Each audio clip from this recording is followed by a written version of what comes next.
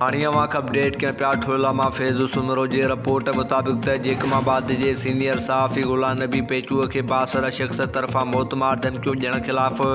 ठोलामी सियासी व समाजी सहाफ़ियुनि पारां सहाफ़ी फैज़ सुमरो ज़फ़र सिंधी सहाफ़ी ख़ैर मोहम्मद गोलो कामरेड मोहम्मद बश्क बिरोई ख़ादिम हुसैन बुर्ड़ो ऐं ॿियनि एहतिजाज कंदा जोंगल मोड़ ते पहुची सख़्तु एहतिजाज कंदे मीडिया सां ॻाल्हाईंदे चयो त जेकमाबाद जे सहाफ़ी डॉक्टर गुलाम नबी पेचूअ खे बासर इसरार अहमद पुट लाल खान जखराणी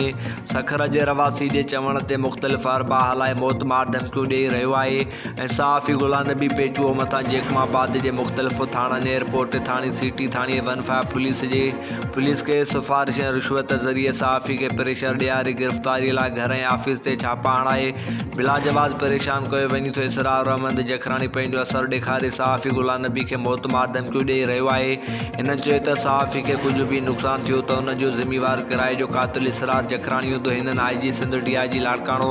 ऐं SSP जेकमाबाद डॉक्टर समीर नूर चना खां मुतालबो कयो त सहाफ़ी खे हिरास करे मौतमार धमकियूं ऐं कूड़नि केसनि में फासाईंदड़ इसरार अहमद जखराणी बासर जे वांगारू पुलिस ख़िलाफ़ नोटिस वठी सहाफ़ी खे तहफ़्फ़ुज़ ॾेई इंसाफ़ कयो वञे। ॿी सूरत में एहतिजाजनि जो सॾु ॾिनो वेंदो।